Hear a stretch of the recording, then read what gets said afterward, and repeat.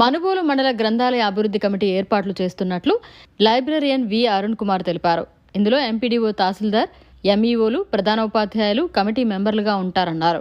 బుధవారం వారందరినీ కలిసి గ్రంథాలయాల అభివృద్ధికి తీసుకోవాల్సిన చర్యల గురించి చర్చించారు.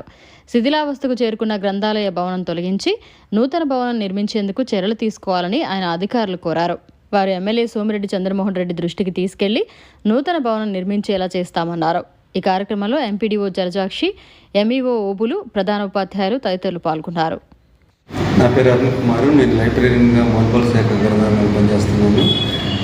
ఈ ముఖ్య ఉద్దేశం ఏంటంటే గ్రంథాలయ అభివృద్ధి కమిటీని నిర్వహించడానికి ఎంఆర్ఓ, ఎంపీడీఓ, ఎంఈఓ గారు, పాఠశాల ప్రధానోపాధ్యాయులు, ఉపాధ్యాయులు గారు కమిటీ నిర్వాహకులుగా నేను తెచ్చుకోమని పైనుంచి వచ్చినగా ఉన్నా అందరూ కలిసి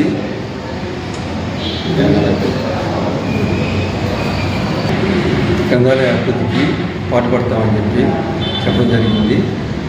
కొత్తగా శిథిలావస్థ గ్రంథాలయాన్ని నూతన అభివృద్ధి చేసేదానికి ఎమ్మెల్యే దృష్టికి తీసుకెళ్తామని చెప్పారు. త్వరలో కొత్త గ్రంథాలయాన్ని నిర్మిస్తామని తెలియజేశారు. మరిన్ని అప్డేట్స్ కోసం మన HN9 టీవీ ఛానల్ని సబ్స్క్రైబ్ చేసుకోండి.